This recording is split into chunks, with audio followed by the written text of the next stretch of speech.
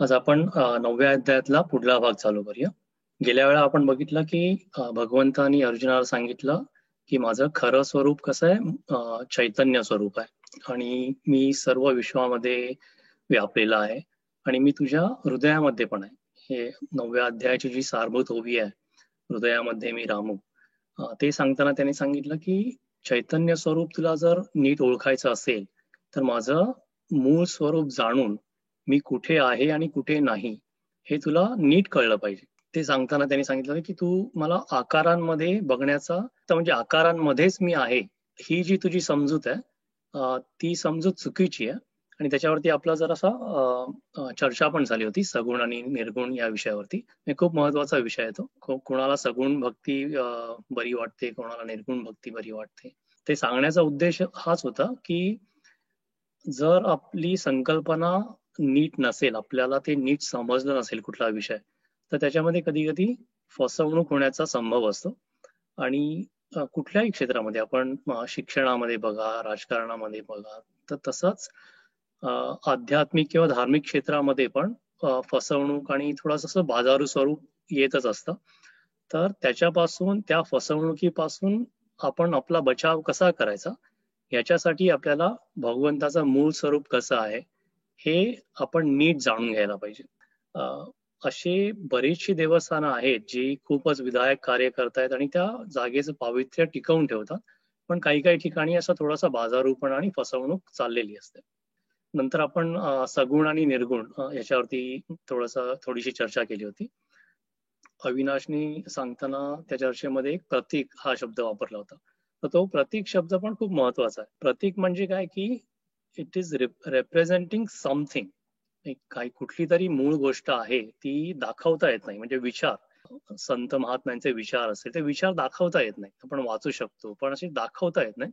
तर ते विचारांचं प्रतीक म्हणून काही मूर्ती असतील किंवा पुतळे असतील किंवा देवस्थान सुद्धा प्रतीक आहेत, कसलं तरी प्रतीक आहे. तर हे प्रतीक हा शब्द आणि ते जे त्याच्या मागचे विचार आहेत, हे पण सगुण आणि निर्गुण ह्यासारखंच आपण बोलू शकतो. आणि सगुण आणि निर्गुण यांचा संबंध काय आहे ते आपण एक दोन उदाहरणांवरून समजू शकतो. समजा आपण नदीच्या एका काठावर आहोत आणि आपल्याला पैल तीराकडे जायचं, दुसऱ्या तीराकडे जायचं आणि खूप प्रचंड नदी आहे. तर काही लोक काय म्हणतील की आम्ही पोहून जाऊ.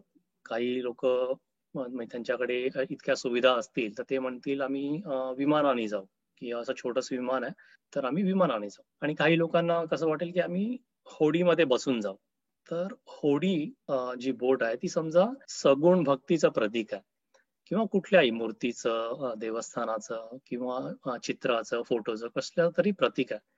तर पैल तीराला जाण्यासाठी आपण त्या होडीमध्ये बसतो. एकदा त्या होडीमध्ये बसून आपण पैल तीराकडे आलो, मग काय करावं लागतं, ती होडी सोडून द्यायला लागते. म्हणजे होडीचं महत्व कुठपर्यंत होतं, जोपर्यंत आपण पैल तीराकडे जात नाही. तसंच तसंच निर्गुणाकडे पोहोचण्यासाठी सगुणाची आवश्यकता आहे. सगुणाकडून निर्गुणाकडे जायचा हा प्रवास आहे.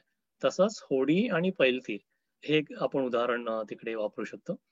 दुसरं आहे की ज्ञानेश्वरीच्या या अभ्यास वर्गामध्येच मी कितीतरी स्लाइड्स मध्ये, बऱ्याचशा स्लाइड्स मध्ये ओव्या आहेत आणि काही काही ठिकाणी अशी चित्र आहेत किंवा अॅनिमेशन्स आहेत. ह्याच्यावरून कळतं की आपल्या आयुष्यामध्ये दृश्याचा परिणाम केवढा मोठा असतो, दृश्याचं महत्व असतं.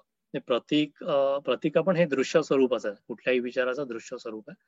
तसंच ज्ञानेश्वरी मधले विचार जे आहेत, भगवद्गीतेमधले विचार आहेत, ते सांगण्यासाठी आपण शेकडो पानं वाचू शकतो किंवा तेच समजण्यासाठी एका पानावरचं चित्र बघू शकतो.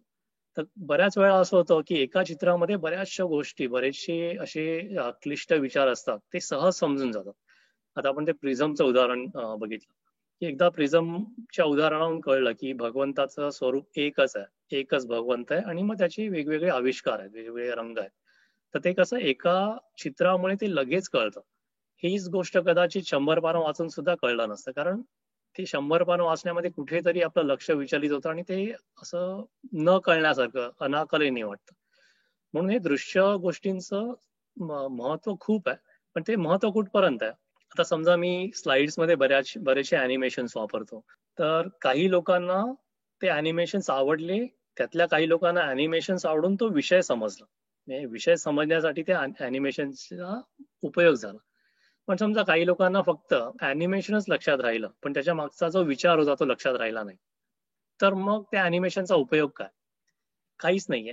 तर तसाच हा सगुण आणि निर्गुण याचा सुद्धा आपण विचार करू शकतो. निर्गुण समजण्यासाठी जे कठीण आहे, ते समजण्यासाठी ते सोपं व्हावं म्हणून आपण सगुणाचा वापर करतो.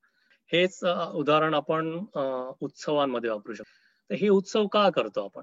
ज्यांचे उत्सव करतो, ज्यांच्यासाठी उत्सव करतो, त्या प्रतीकांची काहीतरी गुणविशेष आहे. ते गुणविशेषांचं स्मरण करण्यासाठी ते उत्सव करतो. ते उत्सव करताना जर त्या गुणविशेषांचं स्मरण झालं नाही, तर मग त्याचा काही एवढा उपयोग नाहीये. म्हणजे उत्सव केले, सगळे एकत्र आले, मजा केली, ठीक आहे. ते पण काही इतकं वाईट नाहीये. पण त्याचा खरा मूळ उद्देश काय, की त्यांचे जे विशेष आहेत, त्यांचा आपण विचार करावा आणि विचार का करावा, की आपल्या आयुष्यामध्ये त्याचा अंगीकार व्हावा याच्यासाठी. अजून एक उदाहरण मला नेहमी लक्षात येतं. आता मुंबईमध्ये पश्चिम उपनगरांमध्ये एक मोठा रस्ता आहे, एस-व्ही रोड आहे. तसाच पूर्व उपनगरांमध्ये एल-बी-एस मार्ग आहे. आता विचार करा, की अशाच रॅन्डमली आपण 100 लोकांना त्या रस्त्यावरून जे जात आहेत त्यांना थांबवलं आणि त्यांना विचारलं, की "अरे, एस-व्ही रोडचं नाव म्हणजे एस-व्ही रोड हे नाव कुठून आलं हे माहितीये का? किंवा एल-बी-एसचा अर्थ काय हे माहितीये का?" तर त्या 100 लोकांपैकी कदाचित समजा 50% लोकांना कळेल, हां, एस-व्ही रोड म्हणजे स्वामी विवेकानंद रोड किंवा एल-बी-एस म्हणजे लाल बहादूर शास्त्री मार्ग असं त्या रस्त्यांची नाव आहे. आता त्या अर्ध्या लोकांपैकी 50 लोकांपैकी ज्यांना हे नावाचं बॅकग्राऊंड माहिती आहे, त्यांना विचारलं की हे का नाव दिलंय? असे हे जे महापुरुष आहेत त्यांचे मूळ विचार काय होते, त्यांचे गुणविशेष काय होते, ते जर विचारलं तर त्या 50 पैकी अजून जरा कमी लोकांना ते सांगता येईल की स्वामी विवेकानंदांचं हे महत्व होतं.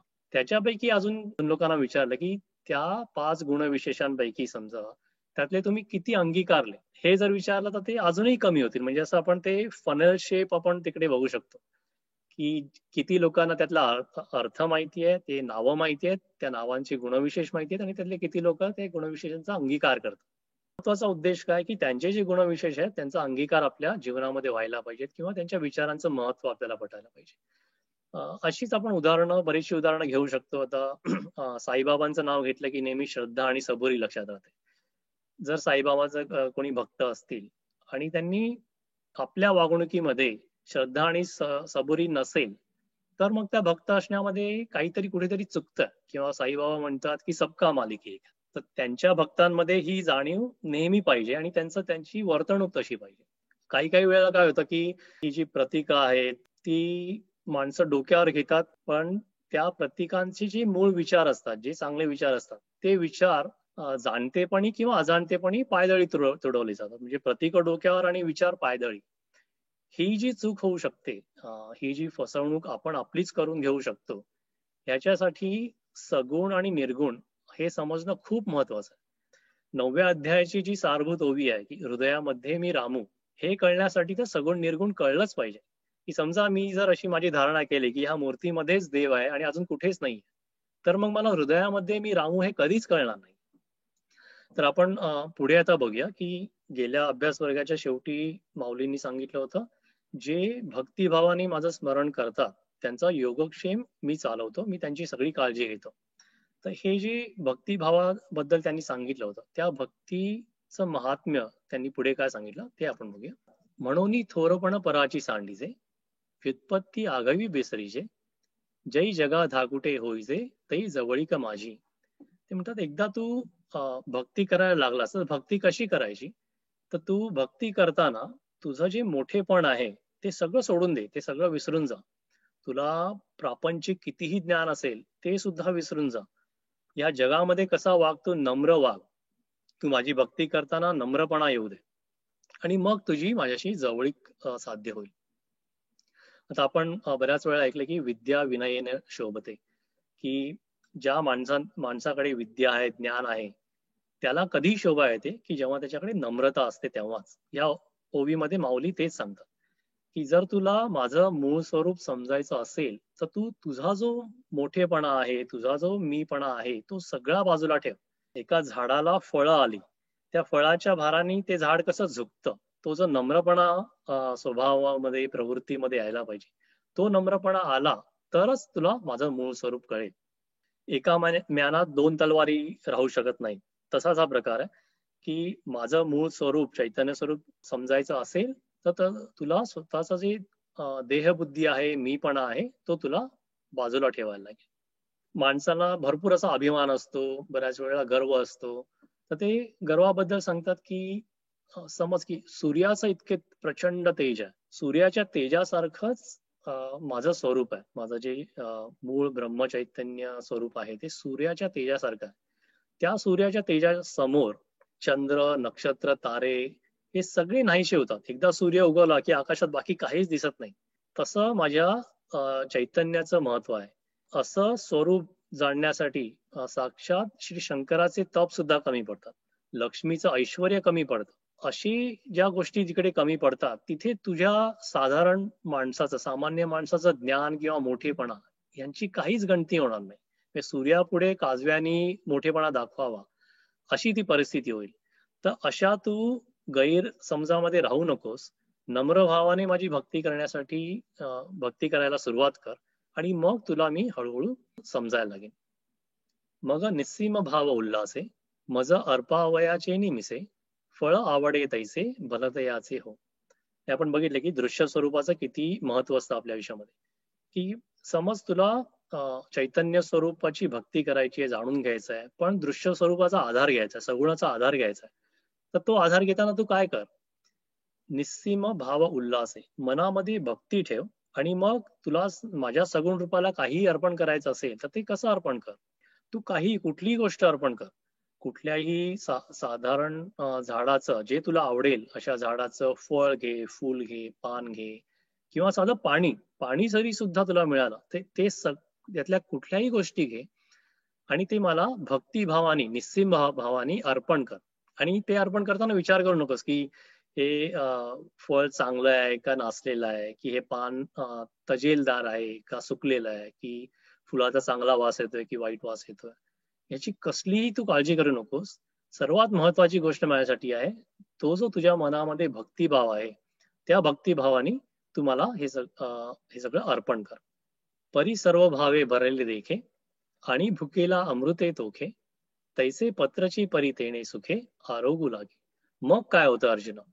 असा जो भक्त भक्तिभावाने मला कुठलीही गोष्ट जेव्हा अर्पण करतो तेव्हा कसं होतं, की हा जो भगवंत, जो भावाचा भुकेला आहे, त्याला कळतं की माझा खरोखरचा जो भक्त आहे, माझा जो लाडका भक्त आहे, तो आता मला काहीतरी अर्पण करतो. आणि भगवंताला भक्तीशिवाय काहीच नकोय. त्याच्यामुळे त्याची कशी अवस्था होते, की अतिशय ज्याला भूक लागली आहे, तहान लागली आहे, असा जो मनुष्य असेल, त्याची त्या भुकेची तहानेची तृप्ती अमृताने जशी होते, तशीच तृप्ती मला माझ्या भक्ताने काहीही अर्पण केलं तरी सुद्धा माझी ती तृप्ती होते. तसा मी अतिशय आनंदी होतो आणि तू जे काही देशील ते मी प्रेमाने त्याचं सेवन करतो. तैसे पत्रची परी तेणे सुखे आरोगू लागे. काही असू दे. पै भक्ती एकी मी जाणे, तेथ साने थोर न म्हणे, आम्ही भावाचे पाहुणे भलते या. म्हणजे ह्या सगळ्या व्यापामध्ये सर्वात महत्वाची गोष्ट कुठली आहे, तर ती भक्ती आहे. आणि एकदा त्या भक्तिभावाने कोणी माझ्याजवळ आला तर मग मी पुढे काहीच बघत नाही. तो लहान आहे, मोठा आहे, श्रीमंत आहे, गरीब आहे, स्त्री पुरुष कुठल्याही जातीचा असो, कुठल्याही धर्माचा असो, वर्णाचा असो, याचा काहीही मला फरक पडत नाही. का? कारण मी फक्त भावाचा भुकेला आहे, मी फक्त भक्तीचा भुकेला आहे. आयुष्यामध्ये आपण ज्या काही गोष्टी करतो त्याच्यामध्ये महत्वाचा विचार काय आहे, महत्वाची जी गोष्ट आहे ती काय आहे ते समजून घेणं हे खूप महत्वाचं आहे. मी म्हणतो की let the most important thing be the most important thing. मला भगवंताला जाणण्यासाठी सर्वात महत्वाची गोष्ट काय आहे, तर ती ही भक्ती आहे. आणि एकदा ती भक्ती असेल की मग मला जाणणं तुझं सोपं होऊन जाईल. अजून एक अनुभव माझ्या जीवनातला, की मला वाटलं जेव्हा चाळीत राहायचो तेव्हा वडिलांची अशी शिफ्ट मध्ये ड्युटी असायची, फर्स्ट शिफ्ट आणि सेकंड शिफ्ट मध्ये. सेकंड शिफ्ट मध्ये असताना वडिलांचा कसं अगदी वक्तशीरपणा, शिस्तबद्ध होते आणि कामाला जायच्या अर्धा तास आधीच ते तयार वगैरे होऊन बसायचे. चाळीमध्ये आपल्या घराचे दरवाजे लावणं हा असा काही कधी प्रकार नसायचा. म्हणजे चाळीत राहिलेत त्यांना हे कळेल की जेव्हा सकाळी दारं उघडतात ती रात्रीच फक्त झोपताना दारं बंद होतात. कोणाचं येणं जाणं चालू असतं, शेजारी आहेत, पाजारी आहेत, पाहुणे आहेत, हे सगळं नेहमी चालूच असतं. तर दादा असे सेकंड शिफ्टला जायचं म्हणून अर्धा तास आधी तयार होऊन बसायचे, काही पेपर वाचत वगैरे बसायचे. आणि जेव्हा कामाला जायची वेळ यायची, दाराच्या वरती गणपतीची मूर्ती, दादांच्या आई वडिलांची मूर्ती म्हणजे आजी आजोबा यांची फोटो होते. तर ते निघण्याच्या आधी त्या फोटोला, त्या तिन्ही फोटोंना आधी अतिशय मनोभावे नमस्कार करायचे. बऱ्याच वेळा असं व्हायचं की दादा असे कपडे घालून, बूट घालून वगैरे नमस्कार करतायत आणि शेजारी पाजारी असे बाहेरून जातात आणि बघतायत. तर काही वेळा असं म्हणजे त्यांच्या नजरेतून असं कळलं की अरे हा माणूस बूट घालून कसा नमस्कार करतो. तर माझ्या डोक्यामध्ये अशी काल्पनिक असा संवाद यायचा की समजा यातल्या कोणी विचारलं दादांना, की आता विचारलं तर कोणी नसतंच, कारण दादांची कशी अशी त्यांच्या स्वभावामुळे आदरयुक्त भीती होती आमच्या संपूर्ण चाळीमध्ये. आणि अतिशय मृदुभाषी होते, त्याच्यामुळे असे कोणी जास्त दादाला असले असले तर कोणी प्रश्न विचारेल असं मला कधी वाटलं नाही. पण समजा विचारले असते तर दादांनी नक्की सांगितलं असतं किंवा दादांच्या मनामध्ये हे विचार आले असते की माझं लक्ष तिकडे आहे, की जी माझी श्रद्धास्थानं आहेत त्यांना मी मनोभावे नमस्कार करतो. आणि ते किती असू दे, 5 सेकंद असो, 10 सेकंद असो, पण जे आम्ही बघायचो ते त्या 5 सेकंदांमध्ये त्यांची इतकं ते तादात्म्य असायचं, इतकी त्यांची एकाग्रता असायची, इतकी इंटेन्सिटी असायची, की त्या 5 सेकंदांमध्ये तो जो भक्तिभाव होता तो अशा 2 तासांच्या 3 तासांच्या पूजे अर्चेमध्ये पण कदाचित सापडणार नाही. तिकडे कसं होतं की बघण्याचं लक्ष बुटाकडे आहे, पण दादांचं लक्ष त्या 3 फोटोकडे किंवा त्यांची जी श्रद्धास्थानं आहेत तिकडे. आणि हे मला तरी कधी याच्यात कधीच वावगं वाटलं नाही. उलट मला त्यांची जे काही 5 सेकंद नमस्कार करायचे, त्या 5 सेकंदातल्या त्यांची एकाग्रता बघून मी तरी खूपच भारावून जायचो. हे मी स्वतः बघितलंय, त्याच्यामुळे ह्या ओव्या अतिशय पटतात, की सर्वात महत्वाची गोष्ट जी आहे भगवंतासाठी त्या गोष्टीवर लक्ष ठेवलं, की मग आजूबाजूच्या गोष्टी कशा आहेत, ऑप्शनल आहेत, नाईस टू हॅव आहेत. म्हणजे तुम्ही कशा पद्धतीने पूजा करता, किती पूजा करता, किती ठिकाणी जाता, हे सगळ्या गोष्टी भगवंतासाठी नगण्य आहेत. पुढे ते म्हणतात, येर पत्र पुष्प फळ ते भजावया मिस केवळ, वाचुनी आमचा लाग निष्फळ भक्ती तत्व. की हे जे काही पान असेल, फळ असेल, फूल असेल, तू माझ्या भक्तीच्या निमित्ताने मला अर्पण केलंस, तर कसंही असू दे, एकदा तुझ्याकडे ते जे मन भक्तीने भरलेलं आहे, ते जे भक्तितत्वाने भरलेलं आहे, ते असलं की म्हणजे बाकीच्या गोष्टी सगळ्या निष्फळ आहेत. त्या असल्या नसल्या तरी चालतील, फक्त भक्ती मला प्रिय आहे. तर ह्या ज्या गोष्टी आहेत त्याच पुढे माऊली पुढच्या ओव्यांमध्ये सांगतात. राजाज्ञेची अक्षरे आहाती, तिये चामा एका ज्या पडती, तया चामासाठी जोडती सकळ वस्तू. हे ते उदाहरण देतात की समज एखादं चामडं आहे, त्या चामड्यावरती राजाज्ञेची अक्षर आहे, म्हणजे राजाज्ञेचा ठसा आहे. क्षुल्लक अशा चामड्यावर राजाज्ञेसारखा ठसा घेऊन कुठेही तू गेलास तर कुठलीही गोष्ट तुला विकत मिळेल. कुठलीही गोष्ट पाहिजे असेल किंवा कुठलीही कृती करवून आणायची असेल, त्या राजाज्ञेमुळे कोणीही ती गोष्ट करेल.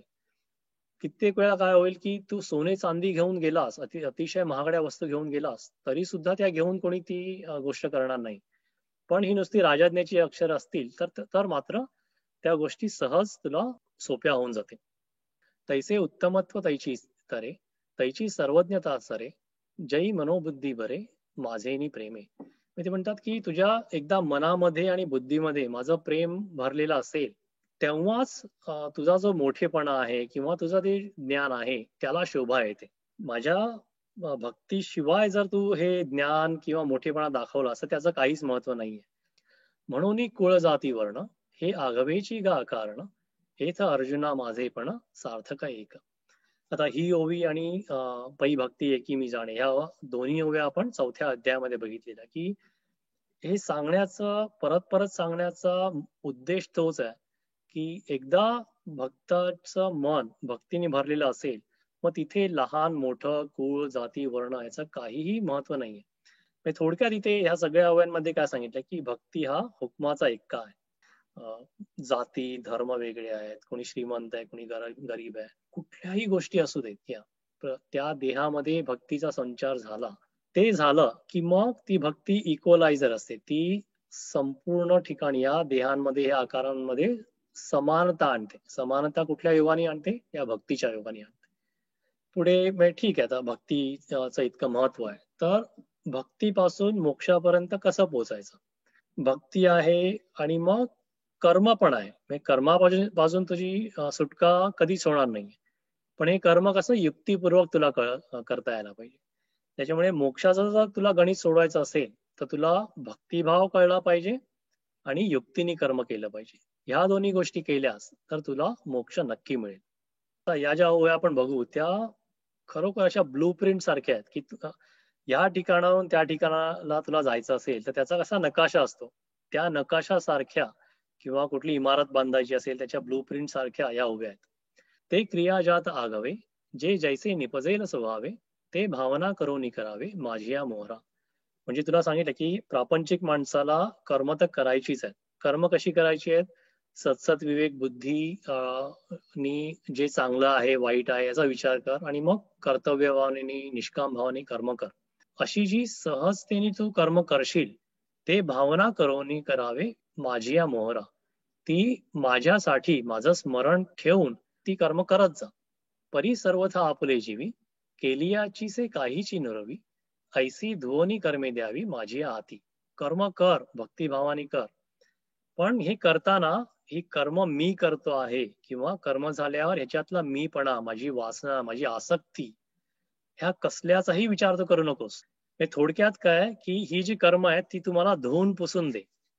धुवून पुसून कशाने? त्याच्यावरची आपली वासना, आसक्ती, मीपणा काढून मला अर्पण कर. आता ह्याचा थोडासा विचार करा की इथे काय सांगितलंय, की आपण जर उदाहरण घेतलं की समजा आपली कुठली अतिशय आवडती व्यक्ती आहे, खूप म्हणजे आपल्याला त्या व्यक्तीबद्दल प्रेम आहे, आदर आहे, त्या व्यक्तीला आपल्याला कुठली भेट द्यायची आहे, तर ती भेट देताना आपण कशी देऊ? अतिशय चांगल्यातली चांगली वस्तू देऊ किंवा साधं आपलं कोणाला ग्रीटिंग कार्ड द्यायचं असेल तर आपण अगदी ते ग्रीटिंग कार्ड दुकानामध्ये जाऊन 10-12 ग्रीटिंग कार्ड बघून त्यातले जे सर्वात चांगले शब्द आपल्याला पटतील असे शब्द आहेत ते ग्रीटिंग कार्ड घेऊ. त्या ग्रीटिंग कार्डवर अगदी सुरेख अक्षरामध्ये काही अजून आपलं लिहायचं असेल ते लिहू. आपण खूप काळजी घेतो का? कारण आपल्या प्रेमा व्यक्तीला ती भेट द्यायची आहे. हाच विचार आपण आपल्या कर्मांकडे लावला की दिवसांमध्ये आपण जे कर्म करतो ते आपल्याला शेवटी जाऊन भगवंताला अर्पण करायचं आहे. समजा त्या दिवसामध्ये काही चुकीच्या गोष्टी झाल्या आपल्या हातून, जाणतेपणी किंवा अजाणतेपणी किंवा काही दुष्कृत्य झाली, ती जी कर्म आहेत भगवंताला द्यायची तर आपल्याला ती देताना आपल्यालाच वाईट वाटेल की अरे ह्या आजच्या दिवसामध्ये ही काहीतरी चूक झाली माझ्याकडून, पण हे आता झालं, पण हे मला द्यायचंच आहे भगवंताला, तर देतो. याचा परिणाम काय होईल की पुढल्या दिवशी पुढल्या वेळेला ती चूक परत होणार नाही किंवा तशी आपल्याकडून प्रयत्न होतील. तर हळूहळू काय होईल की आपल्याकडून जी कर्म होत जातील ती कर्म शुद्ध होत जातील, ती चांगली कर्म होत जातील. म्हणजे भगवंताच्या स्मरणाने आत्मशुद्धी कशी होते, अंतःकरण शुद्धी कशी होते, ते ह्या ओवीमध्ये त्यांनी सांगितलं की नेहमी तू आपली वासना काढून जी काही कर्म सहजतेने तुझ्याकडून जी कर्म झाली ती कर्म मला अर्पण करत जा. ही म्हणजे काय साधी असं मेकॅनिकल हे नाहीये की झाली कर्म दिली. त्याच्या मागे खूप गहन असा विचार आहे, खूप गहन अशी भावना आहे आणि ती भावना कशासाठी आहे? ती आत्मशुद्धीसाठी आहे. अगा कर्म जय उरावे, ते तीही सुखदुःखी फळावे, आणि तया ते भोगावया यावे देहा एक. इथे ते उदाहरण देतात की समज कुठल्याही धान्याचं बी आहे, ते बी एकदा आगीमध्ये ते टाकलं आणि काढलं तर ते अशा आगीमध्ये जळलेलं जे बी असतं त्या बीला कधीच अंकुर येत नाही. त्याचप्रमाणे मला जी तू कर्म अर्पण करशील त्या कर्माच्या फलांवरून जे सुखदुःखाची तुला प्राप्ती होणार असेल ती तुला होणार नाही. कारण का? ते बी जळालेलं आहे. जळालेलं आहे म्हणजे ते तू कर्म मला त्याच्यावरची वासना त्याच्यावरचा मीपणा काढून मला अर्पण केलेलं आहे. त्याच्यामुळे त्याच्यापासून जे काही सुखदुःखाची प्राप्ती होणार आहे त्याचा सुद्धा नाश होईल. पण जर यातली काही कर्म अशा पद्धतीने तू अर्पण केली नाहीस, अशी जी कर्म राहतात त्या कर्मांच्या राहण्यापासून सुख दुःख हे प्राप्त होणारच आहे. त्याच्यापासून तुझी सुटका नाहीये. ती सुख दुःख भोगण्यासाठी मग माणसांना परत जन्म घ्यायला लागतो. ते उगाणिले मज कर्म, तेव्हाची पुसिले मरण जन्म, जन्मासवे श्रम वर्जिलही गेले. तू आधी सांगितल्याप्रमाणे जशी मला एक कर्म अर्पण केलीस तेव्हा मग तुझी मरण आणि जन्म याच्या जो येरझारा चालू आहे तो बंद होईल. मग तुझा जो सगळा त्रास आहे सवेश्रम वर्षीलही गेले, तो त्रास सुद्धा आपोआप नाहीसा होईल. म्हणजे जन्म मरणातून सुटका हाच मोक्ष आहे. आणि मोक्षासाठी काय करायचं आहे? भक्ती आणि युक्तीने केलेल्या कर्म यांची सांगड बसवून तुला दिवसेंदिवस हे सगळं कर्म करायचं हे त्यांनी इथे पटवून सांगितलं. अजून एका पद्धतीने विचार करू शकतो की समजा समजा कर्म आपण जी रोज कर्म करतो त्याचा समजा बँक बॅलन्स आहे. आपण कर्म करतो म्हणजे आपण समजा पैसे कमवतो, चांगल्या मार्गाने पैसे कमवतो, वाईट मार्गाने पैसे कमवतो, आणि दिवसाच्या शेवटी ते पैसे आपण बँक मध्ये टाकतो. त्या बँकामध्ये दोन अकाउंट आहेत, ते आपल्याला माहित नाहीये, देवाला माहिती आहे ती दोन अकाउंट कुठली आहेत. एक अकाउंट कसलं आहे की जिकडे चांगली कर्म जातात, म्हणजे चांगल्या कर्माने मिळवलेले पैसे त्या अकाउंट मध्ये जातात. आणि नुसती चांगली कर्मच नाही, पण चांगली कर्म आहेत आणि त्याच्यावरचा मीपणा वासना काढून अर्पण केलेली कर्म असं डिपॉझिट केलेले जे पैसे आहेत, म्हणजे ऐसी धुवनी कर्मे द्यावी, ती ह्या अकाउंट मध्ये डिपॉझिट होतात. जशी कर्म करत जाऊ तसं ह्या अकाउंटचा बॅलन्स वाढतो. दुसऱ्या ठिकाणी काय की वाईट कर्म आहे किंवा वाईट विचार आहेत, वाईट प्रवृत्ती आहे, त्याच्यापासून जी आलेली कर्म आहे, वाईट मार्गाने मिळवलेला पैसा आहे, किंवा चांगली कर्म आहेत पण त्याच्यावर वासना आहेत. आता हे कसं चाललंय? हे निरंतर चाललंय. रोज आपण कर्म करतोय, रोजच्या रोज आपण हे पैसे डिपॉझिट करतोय, रोज आपण हे कर्म भगवंताला अर्पण करतोय. दोन्ही अकाउंटचा बॅलन्स वाढतोय, कमी होतोय. बऱ्याच वेळेला आपण म्हणतो की एका जन्मामध्ये मोक्ष मिळणं खूप कठीण आहे किंवा त्याच्यासाठी खूप तपस्या लागते. इथे कसं आहे, हा जन्मोजन्मीचा प्रवास आहे. दिवसेंदिवस कर्म होत आहे, जन्मोजन्मी कर्म होत आहेत, आणि हा बॅलन्स कमी जास्त होत राहतो. हे जे हिरवं अकाउंट आहे ते कुठलं अकाउंट आहे? हे मोक्षाचं अकाउंट आहे. जेव्हा हे अकाउंट भरेल तेव्हा माणसाची मोक्षप्रदाला त्याची प्राप्ती होईल. दुसरं अकाउंट कसलं आहे की जिकडे वाईट कर्म आहेत किंवा वासनायुक्त कर्म आहेत. या अकाउंटचं कसं आहे, जोपर्यंत हे अकाउंट शून्यावर जात नाही तोपर्यंत आपल्याला पुनर्जन्म मिळणार. म्हणजे हे जे परत परत पुनरावृत्ती होते ती कशामुळे होते? त्या अकाउंट मध्ये काहीतरी बॅलन्स आहे, त्याच्यामुळे ही पुनरावृत्ती जन्म मरणाची होते. आपण विचार करावा की आपल्याला कुठल्या अकाउंटचा बॅलन्स वाढवायचा आहे, कुठल्या अकाउंटचा बॅलन्स कसा कमी करायचा आहे, आणि त्याची युक्ती काय आहे त्यांनी हे सांगितलंय. भक्ती आणि युक्तीने केलेले कर्म याच्यावरून हे सगळं तुझ्या हातात आहे की कुठल्या अकाउंटचा बॅलन्स वाढणार आहे आणि कमी होणार. तर हे सगळं कशासाठी, हा सगळा उपद्व्याप कशासाठी? तर जन्म मरणाच्या फेऱ्यातून सुटण्यासाठी तुला एकच मार्ग आहे की भक्ती मार्गाला लाग. अगा मर हा बोलू न साहती, आणि मेलिया तरी रडती, परी असते जात न गणिती गहिंसपणे. ही माणसाची कशी अवस्था आहे की आयुष्य जगताना इतका तो त्याच्यामध्ये घडून गेलेला असतो की मर हा शब्द ऐकला तरी सुद्धा त्याला सहन होत नाही. म्हणजे मरणाची भीती तर आहेच. आप्तजनांमध्ये कोणाचं मरण झालं तर त्याचं दुःख करतो, मेलिया तरी रडती. पण एवढं त्याला कळत नाही की क्षणाक्षणाला आपण मरणाच्या जवळ चाललो. काळ कसा आहे, वन वे स्ट्रीट आहे, की आपण रोजच्या रोज क्षणाक्षणाला आपण मरणाच्या जवळ चाललोय हे त्यांना अज्ञानामुळे भान राहत नाही. दरदूर सापे गिळिज तू आहे उभा, की तो मासिया वेटाळी जीवा, तैसे प्राणिया कवणा लोभा वाढवी ती तृष्णा. हे उदाहरण दृश्य स्वरूपामध्ये आणण्यामध्ये खूप मजा आहे. बेडूक आहे, दरदूर म्हणजे बेडूक आहे. बेडूक काय करतं की माशा किंवा कीटक आहे ते खातोय, अगदी मिटक्या देऊन खातोय.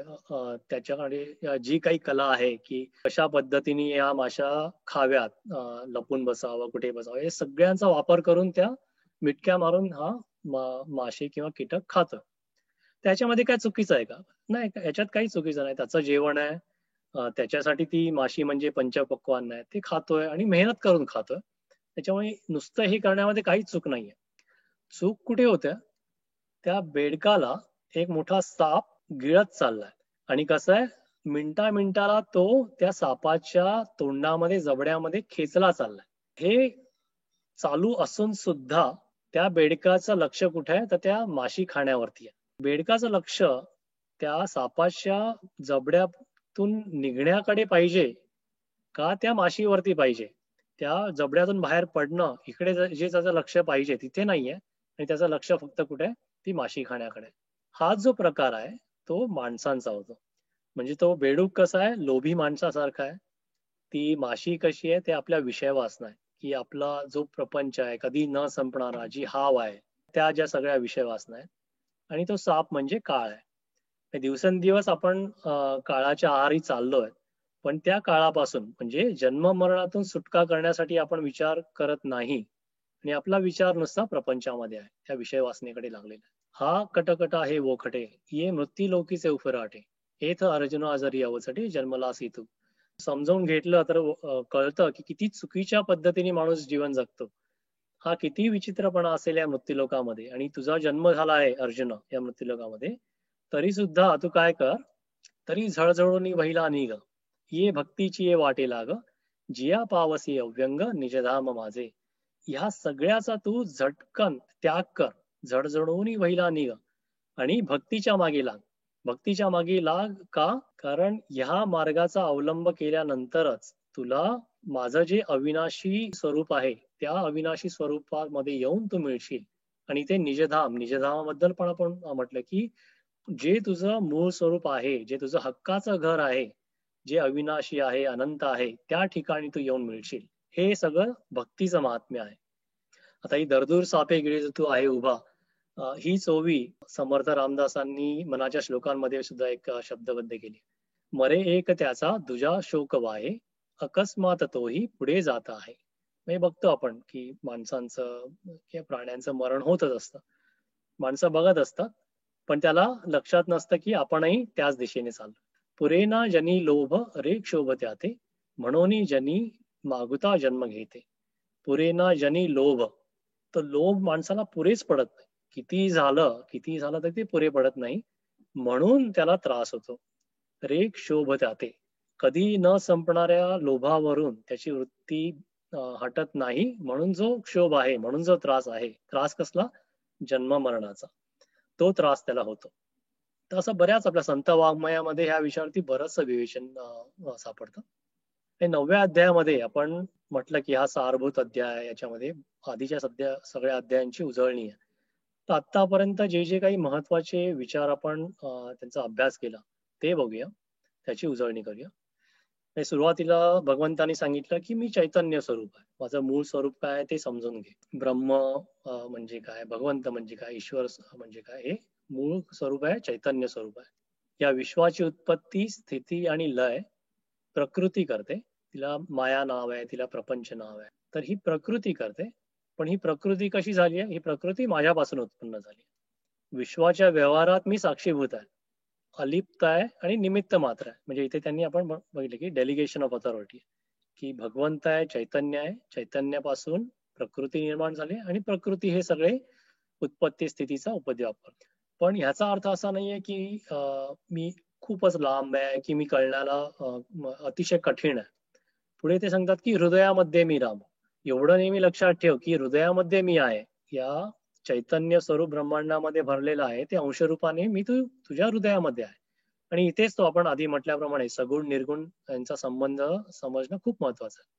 पुढचा विचार होता की मीपणा अर्पण केल्याशिवाय माझं खरं स्वरूप तुला कळणार नाही. एका महिन्यात 2 तलवारी राहणार नाहीत. त्याच्यामुळे आत्मस्वरूप कळण्यासाठी तुला देहबुद्धी टाकावी लागेल, मीपणा टाकावं लागेल. कर्तव्य बुद्धी आणि निष्काम भावनेने कर्म कर. त्यावरचा मीपणा काढून ते कर्म मला अर्पण कर. म्हणजे आपण बघितलं की हे गणित कसं सोडवायचं. म्हणजे कर्तव्यापासून तर तुझी सुटका कधीच नाहीये. उलट म्हणजे आपण आधीच्या अध्यायांमध्ये पण बघितलंय की कर्तव्य करणं तर महत्वाचंच आहे. कर्तव्यापासून कुठल्याही साधकांनी मागे हटता कामा नये. उलट कुठली गोष्ट चांगली आहे, वाईट आहे, ह्याचा सगळा सारासार विचार करून कर्तव्य केलंच पाहिजे. पण ते निष्काम भावनेने कर्म मला अर्पण कर आणि त्याच्यावरचा मीपणा काढून टाक. अनन्यतेने भक्ती करणाऱ्या भक्तांचा सर्व भार उचलून मी त्यांना माझ्याकडे सुखरूप आणतो. मनोभावी भक्तीशिवाय मला काही नको. मोक्ष हवा असेल तर भक्ती मार्गाला लाग. भगवंत भावाचा भुकेला, हे सगळं आपण आधीच्या ओव्यांमध्ये बघितलं. तर हे जे सगळे महत्वाचे विचार आहेत तेच आतापर्यंत आपण या सगळ्या 9 अध्यायांमध्ये शिकलो. आणि या 9व्या अध्यायामध्ये याचीच परत एकदा उजळणी झाली. आणि इथे तो 9वा अध्याय संपतो. हे जे विचार आहेत तेच विचार एका भक्तिगीतामध्ये गदी माडगुळकरांनी त्याचा शब्दबद्ध रूप केलाय. ते वाचून आपण आजचा अभ्यास वर्ग संपवूया. सुधीर फडकेंनी त्यांच्या सुमधुर आवाजामध्ये ते गाणं गायलंय. आणि बऱ्याच लोकांनी हे गाणं ऐकलं असेलच. पण या शब्दांकडे नीट लक्ष द्या आणि या स्लाइड वरती जे जे विचार आहेत त्यांच्याशी या शब्दांची किती सांगड जुळते त्याच्याकडे लक्ष द्या. ते गाणं असं आहे. देव देवाऱ्यात नाही, देव नाही देवालयी, देव चोरून नेईल अशी कोणाची पुण्याई. देव अंतरात नांदे, देव दाही दिशी कोंदे, देव आव्हाळी सागरी, देव आहे चराचरी, देव शोधून या पाही, देव सर्वाभूता ठाई, देव देवारात नाही, देव नाही देवालयी, देव मूर्तीत ना मावे, तीर्थक्षेत्रात ना गावे, देव आपणात आहे, शिर झुकवून पाहे, तुझ्या माझ्या जड जड देही, देव भरून या राही, देव देवाऱ्यात नाही, देव नाही देवालयी, देव नये स्वये जगन्नाथ, देव अगाध अनंत, देव सगुण निर्गुण, देव विश्वाचे कारण, काळ येई काळ जाई, देव आहे तैसा राही, देव देवाऱ्यात नाही, देव नाही देवालयी, देव चोरून नेईल अशी कोणाची पुण्य. असो, आज आपण इथेच थांबूया. आतापर्यंत झालेली सेवा गुरुचरणी अर्पण करून पसायदानाने आजच्या अभ्यास वर्गाची सांगता करूया.